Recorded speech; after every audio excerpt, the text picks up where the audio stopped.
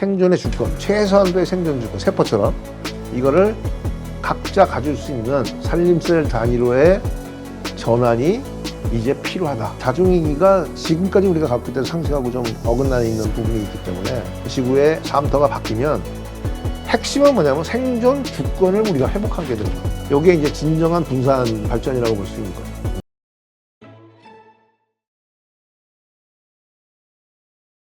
오늘 모신 분은 돈이 당신을 지켜주지 못할 때 책의 저자시죠. 그리고 SDX 재단 이사장이신 전하진 이사장님이십니다. 안녕하세요. 반갑습니다. 네. 몇 년 만에 뵙나요? 되게 오랜만이에요. 네. 좀 다시 소개를 드리면 전 한글과 컴퓨터 대표셨고, 그 다음에 정치를 하시면서 국회의원도 해보셨고, 여러 가지를 하시다가 요즘은 SDX 재단 이사장을 하시는데, 이게 좀 익지는 않습니다, 귀에. 어떤 곳인가요? 저희 재단은 그 디지털 전환 기반의 지속 가능 발전을 추구하는 재단, 이렇게 뭐 한마디로 말씀드릴 수 있고요. 지난 5년 동안에 이제 기후 문제 해결을 위해서 여러 가지 어떻게 하면 기후 문제를 해결할 수 있을까에 대해서 디지털 기반의 방법론을 좀 찾느라고 애를 썼어요. 네. 그러다가 이제 한 5년이 지나서 보니까 이게 기후 문제만 해결해서 우리 삶이 윤택해질 것 같지 않고 양극화 문제도 점점 심해지고 있고 네.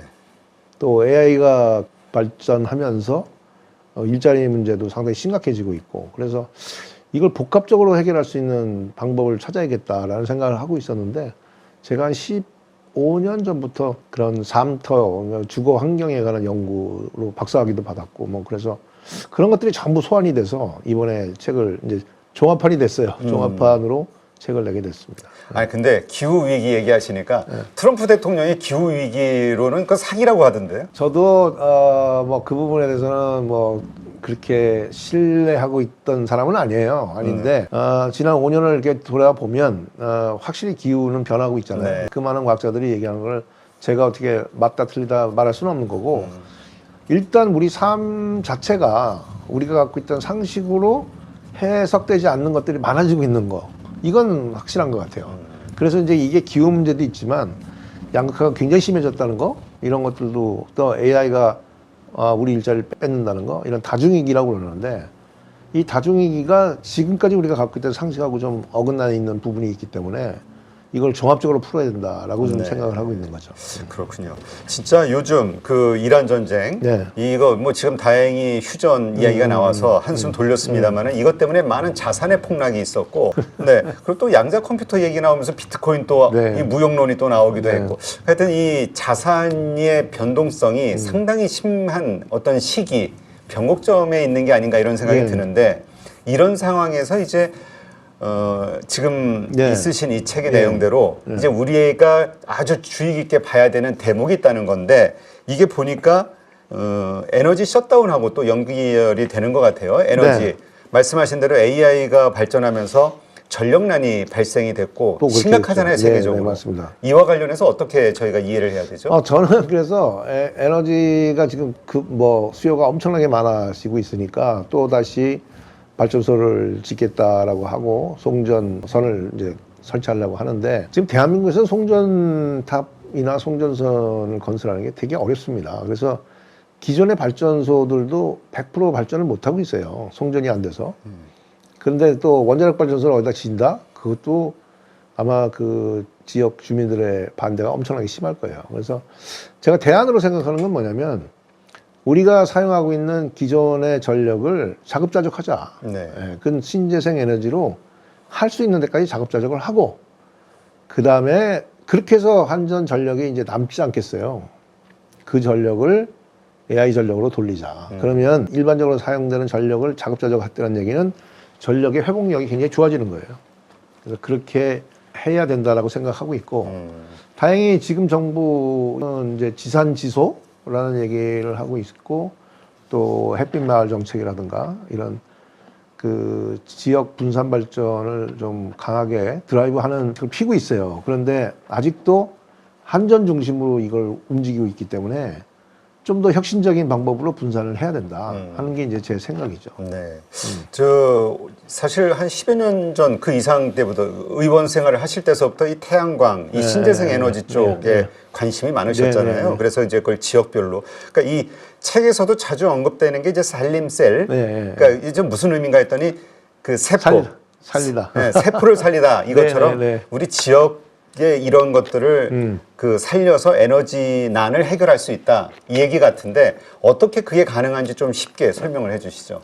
저는 지금 우리 사회가 그 이렇게 쉽게 보면 그냥 고분자 덩어리 같아요. 그러니까 도시를 보면 굉장히 대도시. 화려하잖아요. 화려한데 만약에 전기가 한 4일만 안 들어온다고 가정을 해보자고요. 4일만. 어떤 이유로든 4일을 전기가 안 들어오면 펜트하우스에 물이 공급이 안 되고 전기가 공급이 안 되면 그 수십억짜리 펜트하우스가 지옥이 될 겁니다. 일단 화장실을 못 쓸 거고요. 아니 이번에 미국 항공모함도 그 화장실 고장 났다고 터내 갔잖아요. 그러니까 그런 우리가 늘 상수로 생각하는 게 변수가 됐을 때 굉장히 위험한 구조가 되는 거거든요.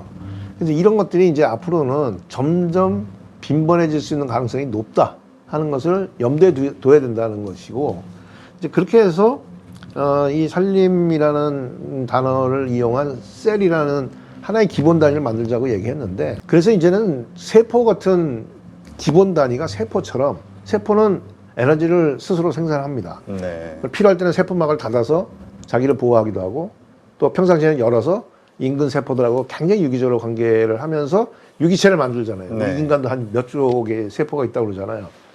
그래서 이젠 삶터도 스스로 에너지를 만들어내고 필요할 때는 좀 닫고 또 평상시에는 열어서 다른 셀들하고 상호 보완적인 이런 구조로 이제 우리 삶터를 바꿔야 된다.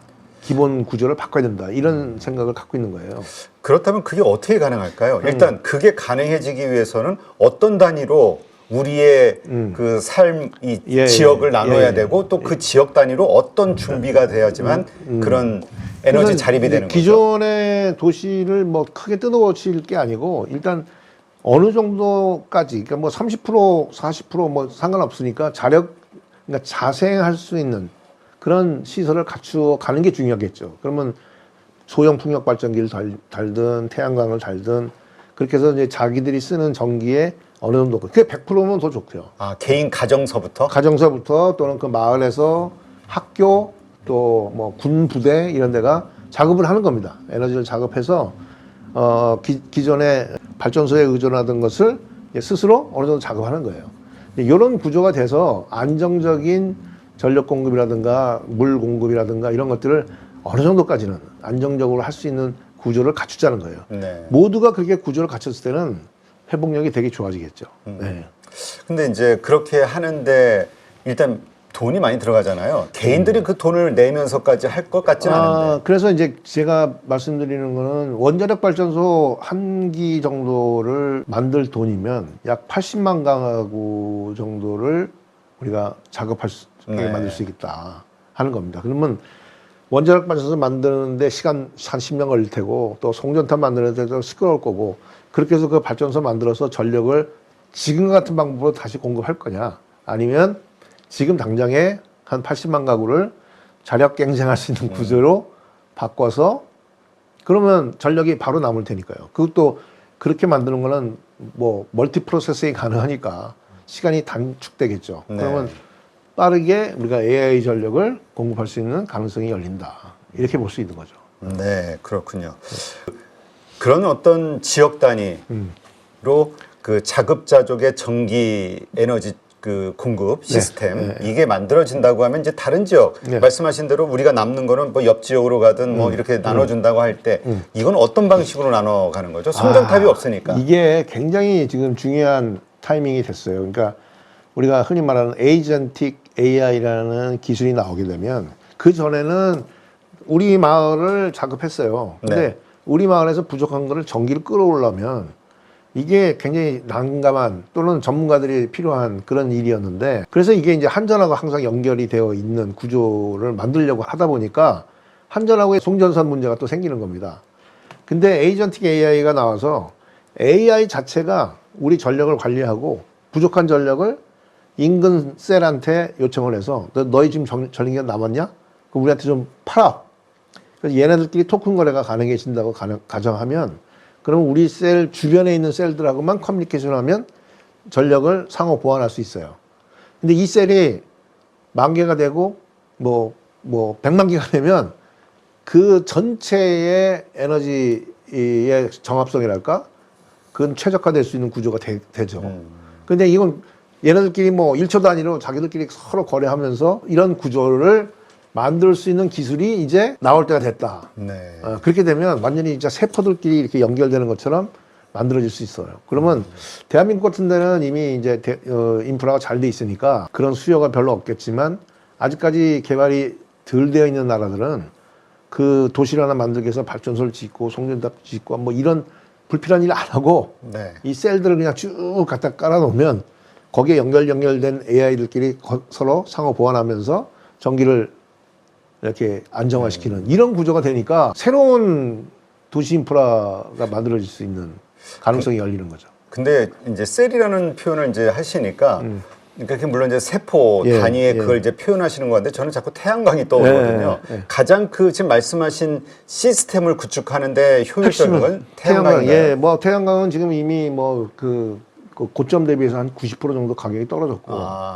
근데 이제 태양광뿐만 아니고 소형 풍력기도 있고요. 그리고 또 요새 뭐 많이 나옵니다. 뭐 물을 분해하는 뭐 수소라든가 또는 그 우리 폐자원을 이용한 뭐 히트 펌프 같은 것도 있고요. 하여튼 그 또 이 셀이 확산이 되면 네. 거기에 대응하는 기술 혁신은 빠르게 또 일어나지 않겠습니까? 그렇죠. 그래서 저는 이렇게 보는 거예요. 이게 지금의 도시를 메인프레임 같다. 그러면 PC가 탄생을 했어요. 근데 PC XT 버전이 나왔을 때는 되게 허접했잖아요. 그렇죠. 근데 그게 빠른 속도로 286, 386, 486, 뭐 펜티엄 이러면서 빠른 속도로 증가해서 지금 스마트폰이 됐단 말이에요.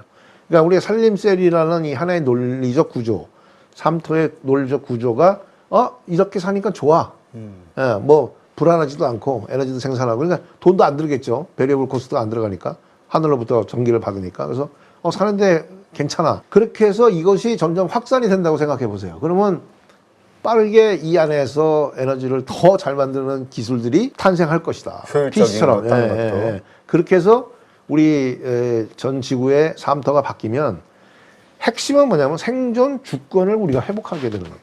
네. 지금은 생존 주권을 국가가 갖고 있죠.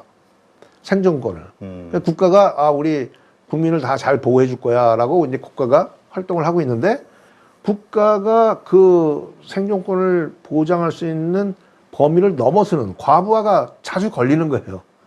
지금 대한민국 같으면 그걸 이제 커버할 수 있는 여력이 있지만 그렇지 않은 나라에서 홍수가 나가지고 도시를 한번 쓸어버렸어. 그걸 복구하기가 되게 힘들어진단 말이죠. 그렇죠. 그러니까 그런 부분들을 대비하기 위해서라도 생존의 주권, 최소한도의 생존 주권, 세포처럼 이거를 각자 가질 수 있는 산림셀 단위로의 전환이 이제 필요하다. 저는 이것이 한 2030년 이전에 전환이 시작돼야 된다고 생각합니다. 이거는 사실 좀 AI 시대하고 맞물려서 좀 담대한 제안이라고 생각이 맞습니다. 되는데 근데 그 시작점은 그가 결국 가정집 각각 개인서부터 그 태양광이 됐든 풍력이 됐든 이거 설치해야 된다는 것부터 시작이 되는 거예요. 근데 이제 이미 그렇게 될 수 있는 여력을 갖고 있는 곳들은 좀 있어요. 이미 뭐 그렇게 왜냐하면 에너지 자립 마을도 있고 뭐 조금씩 있습니다. 근데 그것을 약간 표준화해서 부족한 걸 좀 채워가지고 자 이게 산림셀이야라고 얘기할 수 있는 곳을 만들었으면 좋겠다 하는 거고. 아직은 모델이 없나요? 아직은 뭐 정확하게 나오진 않습니다. 그런데 예를 들어서 지금 우리 같이 활동하시는 교수님 한 분은 국방부에 오래 계신 분인데 군부대가 이렇게 됐으면 좋겠다. 군부대가 전력을 공급받아서 군부대가 움직이면 그것도 그렇잖아요. 그러니까 독립적으로 움직일 수 있는 그 구조를 만들면 그 군부대가 독립적으로 움직이면 그 주변을 백번할 수 있는 배후 지원할 수 있는 그런 구조가 될 수 있다. 그래서 저는 뭐냐면 이 산림셀이라는 표준을 만들어서 이 산림셀의 어떤 결과 그 데이터를 성과표를 가지고 거래소를 만들고 이게 거래가 되는 구조를 만들었으면 좋겠다 하는 거예요. 지금 우리가 주식을 거래할 때 리스팅 되어 있는 기업들은 뭘 가지고 주가가 오르락 내리락 합니까? 그 회사의 이익을 가지고 오르락 내리락 하잖아요. 네. 그것처럼 우리가 배팅할 수 있는 이 주식시장에서 거래할 수 있는 대상을 법인이 아니고 법인의 지속 가능한 세상을 좀 더 지속 가능하게 할 수 있는 이런 지표를 가지고 거래할 수 있는 그런 구조를 만들면 좋겠다 하는 게 이제 제 생각인 거죠. 네, 그렇군요. 근데 예전에 이렇게 저희도 기억을 떠올려 보면 태양광 가정집에서 설치하도록 혹은 또 농촌에서 설치하도록 많은 그 정부 차원의 독려가 있었는데 그때는 이제 보조금이 많이 지급됐던 걸로 기억되거든요. 지금도 그런 제도가 있습니까? 보조금 그것까지 제가 잘 모르겠는데 그때 이제 문제는 뭐냐면 집에서 설치하면 집에만 쓸 수 있었고 나만 쓰는 거죠. 그러니까 이게 하나의 마을 단위로 그걸 가상의 발전소를 만들 수 있는 그런 법적인 구조가 잘 안 돼 있었어요. 근데 이제 이게 요새 햇빛 마을법인 뭐 이런 게 만들어질 수 있는 구조가 됐고 그래서 이제 지붕에 있는 태양광을 다 모아서 하나의 발전소처럼 사용할 수 있는 구조도 만들어질 수 있고요. 뭐 그런데 이것을 이제 한전에 팔아서 돈을 버는 구조거든요. 네. 여전히 한전을 활용하는 구조예요. 그러니까 저는 이제 그보다 좀 한 발 더 나가서 한전이 아니고 인근 셀들끼리 서로 주고받는 구조로 가야만이 진정한 분산 발전이다라고 생각하는 거고 그렇게 진정한 분산 발전이 됐을 때 우리가 만든 이 분산 발전 시스템이 전 세계에 아직도 개발되지 않은 수많은 나라에 새로운 그 문명을 공급할 수 있는 그런 상품이 될 수 있다. 네. 어쩌면 이게 산업이 될 수 있다라고 저는 생각을 합니다. 네, 그렇군요. 네. 자, 지금 신재생 에너지 사실 아까 말씀하셨듯이 뭐 태양광도 뭐 90%가 가격이 하락했다 말씀하셨는데 이제 점점 그 뭐라 그럴까요? 이 단위가 경제성이 좀 높아지고 있다. 예, 그렇게 이런 봐야죠. 얘기. 네네. 그래서 이번에 유가가 막 급등했을 때 네네. 이 신재생 에너지 관련된 종목들이 많이 급등했거든요. 네네. 왜냐면 이제 원유가가 높을수록 신재생 에너지에 대한 경쟁력이 커지니까. 맞습니다. 왜냐하면 태양광은 사실 우리 모든 지구촌의 생명체는 태양에서 에너지를 얻어 살잖아요. 공기와 물과. 그러니까 우리 인간도 사실은 그렇게 살아온 것이 어쩌면 그게 정상일 수 있어요. 그냥 기름 없이 태양광 가지고, 그러니까 에너지를 자연에서 오는 바람이나 태양 에너지를 가지고 스스로 살 수 있는 구조를 만드는 게 어쩌면 문명의 진화일 수도 있어요. 알겠습니다. 네. 지금 근데 그 아까 말씀하셨듯이 이제 남는 전기 예전에는 이제 그냥 나만 쓰고 그러니까 뭐 남든 네, 뭐 하든 그러니까 경제성이 뭐 있냐 없냐 논란이 네, 있었습니다만은 이것이 남는 거는 뭐 옆집으로 아니면은 옆 동네로 네, 네. 뭐 공장으로 네, 이렇게 네. 나눠줄 수 있는 이거는 그러니까 나만 이거 설치해서가 되는 게 아니라 이게 연결이 되는 그 망을 같이 또 설치를 네, 해야 근데 그 되는 망이라는 겁니다. 게 이제 지금 같으면 그 망이라는 게 우리가 한전으로 연결되고 한전의 거대한 풀에서 내가 갖다 쓰는 거거든요. 네. 그러니까 남는 건 여기다 넣고 한전으로 한전으로 모든 게 다 한전으로 들어가는 거죠. 일단 그렇게 돼 있는 건데 완벽한 분산이라는 건 내 배터리를 남으면 옆에다 주고 부족하면 그 옆에서 얻어오는 구조예요. 그러니까 거대한 풀이 없이 잔잔한 것들끼리 왔다 갔다 하면서 이제 해결되는 이런 구조가 되는 거니까 이게 이제 진정한 분산 발전이라고 볼 수 있는 거죠. 네, 그렇군요. 네. 그래서 이 산림 로직이라는 표현을 책에서도 여러 차례 쓰셨는데 이 산림 로직 간단하게 좀 설명해 주신다면 어떤 걸까요? 그게 뭐냐면요. 지금까지 우리는 태어나서부터, 이제 뭐 더도 그렇죠. 태어나서부터 넌 열심히 공부해서 좋은 직장 가서 돈을 많이 벌어야 행복하다. 이렇게 이제 보고 배운 거고, 이거는 지금 살아있는 모든 사람들한테 어떻게 보면 모태신앙 같은 거거든요. 그런데 과연 그러면 우리가 돈을 많이 벌면 행복해질 수 있느냐 하는 이제 의문이 자꾸 들기 시작하는 거예요. 또 열심히 공부해서 좋은 직장을 가질 수 있다고 봤는데 열심히 공부하고 좋은 뭐 자격증도 받았는데 일자리가 사라지는 이런 상황이 된 거예요. 상식이 깨지는 상황이 된 겁니다. 거기다가 갑자기 홍수가 들이닥치거나 뭐 이래가지고 삶터가 막 망가지는 이런 상황도 벌어지고 있고요. 식량이 막 제대로 수급이 안 되는 경우도 생기고.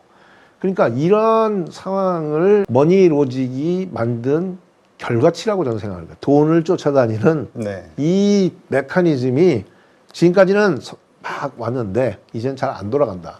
이걸 저는 어떻게 표현하냐면 아이가 태어났어요. 애가 태어나면 그냥 배고프면 울고 뭐가 있으면 갖고 싶으면 갖고 네. 안 되면 싸우고 이러고 큽니다. 근데 부모님은 자꾸 얘기해요. 야, 너는 커서 훌륭한 사람 되라. 안 들어요, 귀에. 자기가 크는데 정신이 없이. 자, 근데 20대가 됐어요. 성인이 됐어요. 그럼 이제 육체는 더 이상 성장하지 않아요. 그때 성장을 하면 이게 말단 비대증에 걸리는 겁니다. 네. 예, 그럼 환자가 되는 거예요.